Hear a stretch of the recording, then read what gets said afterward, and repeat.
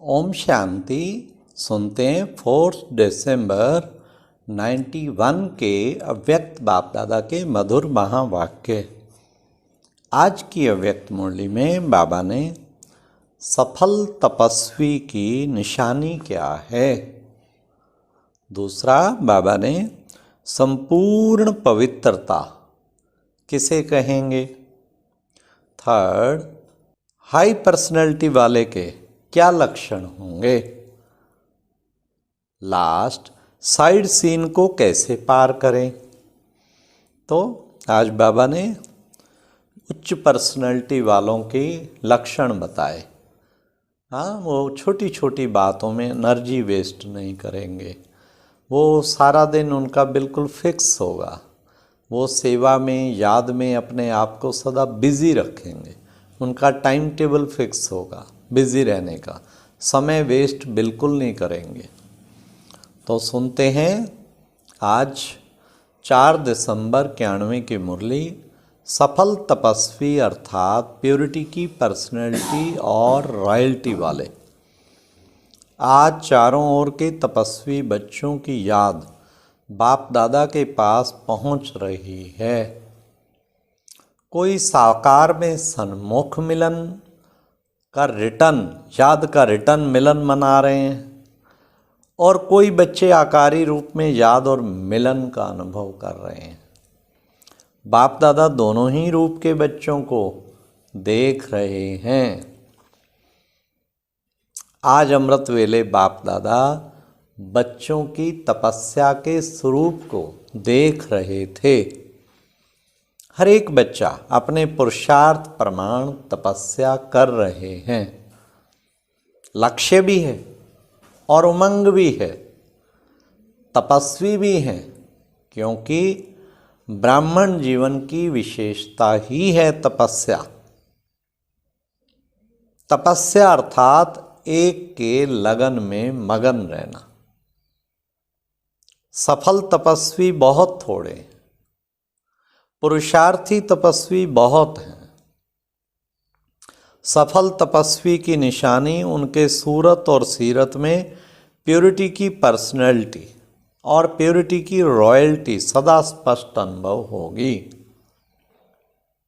तपस्या का अर्थ ही है मन वचन कर्म और संबंध संपर्क में अपवित्रता का अंश मात्र भी विनाश होना। तो बाबा ने तपस्या का असली अर्थ बताया। नाम निशान समाप्त होना। जब अपवित्रता समाप्त हो जाती है तो इस समाप्ति को ही संपन्न स्थिति कहा जाता है। सफल तपस्वी अर्थात सदा स्वतः पवित्रता की पर्सनैलिटी और रॉयल्टी हर बोल और कर्म से, दृष्टि और वृत्ति से अनुभव हो।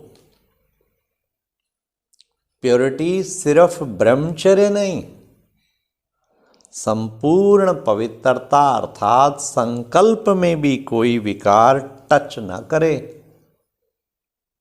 चेक करते जाएं अपने आप को, बाबा किसी भी विकार का अंश टच न करे। जैसे ब्राह्मण जीवन में शारीरिक आकर्षण व शारीरिक टचिंग को अपवित्रता मानते हो, ऐसे मन बुद्धि में किसी विकार के संकल्प मात्र की आकर्षण व टचिंग, इसको भी अपवित्रता कहा जाएगा। पवित्रता की पर्सनैलिटी वाले, रॉयल्टी वाले मन बुद्धि से भी इस बुराई को टच नहीं करते, क्योंकि सफल तपस्वी अर्थात संपूर्ण वैष्णव कभी बुरी चीज को टच नहीं करते। तो उन्हों का है स्थूल, आप ब्राह्मण वैष्णव आत्माओं का है सूक्ष्म। बुराई को टच ना करना यही तपस्या है। धारण करना अर्थात ग्रहण करना, ये तो बहुत मोटी बात है, लेकिन संकल्प में भी टच नहीं करना, इसको ही कहा जाता है सच्चे वैष्णव। सिर्फ याद के समय याद में रहना, इसको तपस्या नहीं कहा जाता। तपस्या अर्थात प्योरिटी के, पर्सनैलिटी और रॉयल्टी का स्वयं भी अनुभव करना, औरों को भी अनुभव कराना। सफल तपस्वी का अर्थ ही है विशेष महान आत्मा बनना। विशेष आत्माओं व महान आत्माओं को देश की व विश्व की पर्सनैलिटी कहते हैं। पवित्रता की पर्सनैलिटी अर्थात हर कर्म में महानता और विशेषता। पर्सनैलिटी अर्थात सदा स्वयं की और औरों की सेवा में बिजी रहना, अर्थात अपनी एनर्जी, समय, संकल्प वेस्ट नहीं गंवाना, सफल करना, इसको कहते हैं पर्सनैलिटी वाले। पर्सनैलिटी वाले छोटी छोटी बातों में अपने मन बुद्धि को बिजी नहीं रख सकते। तो अपवित्रता की बातें आप श्रेष्ठ आत्माओं के आगे छोटी हैं या बड़ी हैं। इसलिए तपस्वी अर्थात ऐसी बातों को सुनते हुए नहीं सुने, देखते हुए नहीं देखें, ऐसा अभ्यास किया है, ऐसी तपस्या की है, वह यही सोचते हो, चाहते तो नहीं हैं, लेकिन दिखाई दे देता है, सुनाई दे देता है। जैसे कोई चीज़ से आपका कनेक्शन ही नहीं है, उन चीज़ों को देखते हुए नहीं देखते हो ना। जैसे रास्ते पर जाते हो, कहीं कुछ दिखाई देता है परंतु आपके मतलब की कोई बात नहीं है, तो देखते हुए नहीं देखेंगे ना,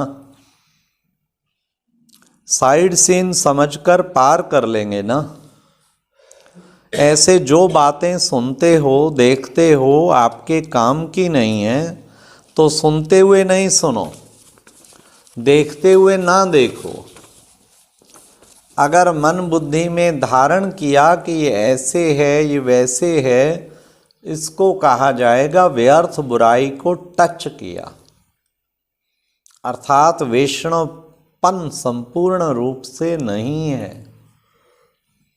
प्योरिटी की पर्सनैलिटी में परसेंटेज कम, अर्थात तपस्या की परसेंटेज भी कम। फिर समझा तपस्या क्या है? इसी विधि से अपने आप को चेक करो। तपस्या वर्ष में तपस्या का प्रत्यक्ष रूप प्योरिटी की पर्सनैलिटी अनुभव करते हो। पर्सनैलिटी कभी छिप नहीं सकती, प्रत्यक्ष जरूर दिखाई जरूर देती है। जैसे साकार ब्रह्मा बाप को देखा, प्योरिटी की पर्सनैलिटी कितनी स्पष्ट अनुभव करते थे। तपस्या के अनुभव की निशानी अब आप द्वारा औरों को अनुभव हो। सूरत और सीरत दोनों द्वारा अनुभव करा सकते हो। अभी भी कई लोग अनुभव करते भी हैं, लेकिन इस अनुभव को और स्वयं द्वारा औरों में फैलाओ। आज पर्सनैलिटी का सुनाया, फिर रॉयल्टी का भी सुनाएंगे। सभी मिलन मनाने आए हैं ना, तो बाप दादा भी मिलन मनाने के लिए आप जैसे व्यक्त शरीर में आते हैं। समान बनना पड़ता है ना। आप साकार में हो तो बाप को भी साकार तन का आधार लेना पड़ता है। वैसे आपको व्यक्त से अव्यक्त बनना है या अव्यक्त को व्यक्त बनना है? कायदा क्या कहता है? अव्यक्त बनना है ना। तो फिर अव्यक्त को व्यक्त में क्या लाते? जब आपको भी अव्यक्ति बनना है तो अव्यक्त को तो अव्यक्त ही रहने दो ना। अव्यक्त मिलन के अनुभव को बढ़ाते चलो।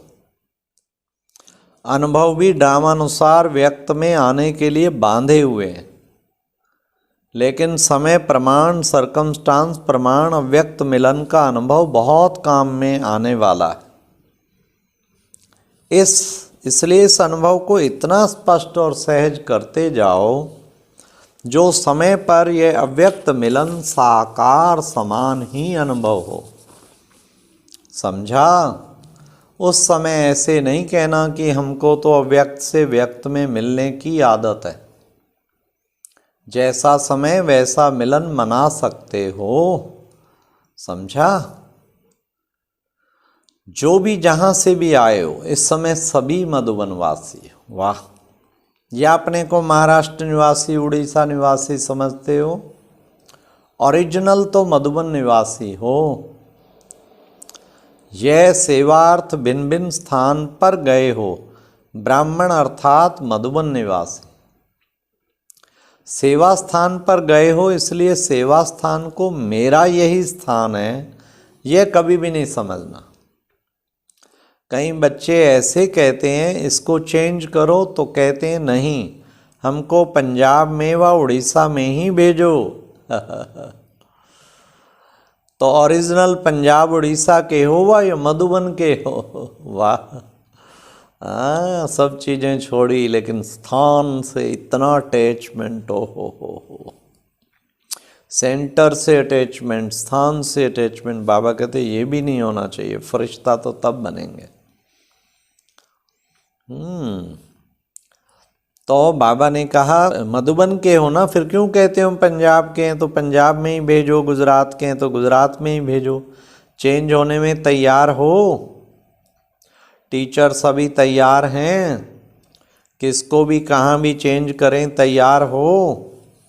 देखो दादी सभी को सर्टिफिकेट ना का दे रही है। अच्छा, यह भी अप्रैल में करेंगे। जो चेंज होने के लिए तैयार हों वही मिलने आवें। वाह! सेंटर पर जाकर सोचेंगे यदि नहीं रहेंगे कि इसका क्या होगा, मेरा क्या होगा। थोड़ा बहुत कुछ किनारा भी करेंगे। हाँ, बाप दादा से तपस्या की प्राइज लेने चाहते हो ना, और बाप दादा को तपस्या की प्राइज देने भी चाहते हो। सिर्फ लेने चाहते हो क्या? सभी सेंटर से सरेंडर होकर आना। नए मकान में आसक्ति है क्या? मेहनत करके बनाया है ना। जहाँ मेरापन है वहाँ तपस्या किसको कहा जाएगा? तपस्या अर्थात तेरा, और तपस्या भंग होना माना मेरा। समझा? ये तो सब छोटी छोटी टीचर्स हैं, कहेंगी हर्जा नहीं, यहाँ से वहाँ हो जाएंगी। बड़ों को थोड़ा सोचना पड़ता है। अच्छा, जो सेंटर पर आने वाले हैं वो भी सोचते होंगे हमारी टीचर चली जाएगी। आप सभी भी एवर रेडी हो? कोई भी कहाँ भी चली जाए, वह कहेंगे हमको तो वही टीचर चाहिए। जो समझते हैं कोई भी टीचर मिले उसमें हम राजी हैं, वह हाथ उठाओ। कोई भी टीचर मिले, बाप दादा जिम्मेवार है ना, दादी दीदी जिम्मेवार है, वह हाथ उठाओ। अभी ये टीवी में तो निकाला है ना, सभी के फोटो टीवी में निकाल लो, फिर देखेंगे। अंतिम पेपर का क्वेश्चन ही ये आना है, नष्टो मोहा स्मृति स्वरूप। तो अंतिम पेपर के लिए तो सभी तैयार होना। रिहर्सल करेंगे ना, जॉन हेड को भी चेंज करेंगे, पांडवों को भी चेंज करेंगे। आपका है ही क्या? बाप दादा ने दिया और बाप दादा ने लिया। अच्छा, सभी एवर रेडी हो? इसलिए अभी सिर्फ हाथ उठाने की मुबारक हो। चारों ओर के सफल तपस्वी आत्माओं को, सदा प्योरिटी की पर्सनालिटी में रहने वाले, सदा प्योरिटी की रॉयल्टी में रहने वाले, सदा सच्चे संपूर्ण वैष्णव आत्माओं को, सदा समय प्रमाण स्वयं को परिवर्तन करने वाले विश्व परिवर्तक, ऐसे सदा योगी, सहज योगी, स्वतः योगी महान आत्माओं को बाप दादा का याद प्यार और नमस्ते। कितनी सुंदर बाबा की आज के महावाक्य। क्या कि तुम सबको नष्टो मोहा स्मृति लब्धा, आखिरी पेपर, इसमें पास होना है। अच्छा, ओम शांति। ये एक प्रेरणादायक वीडियो है, जरूर देखें, कोई भी मिस ना करे।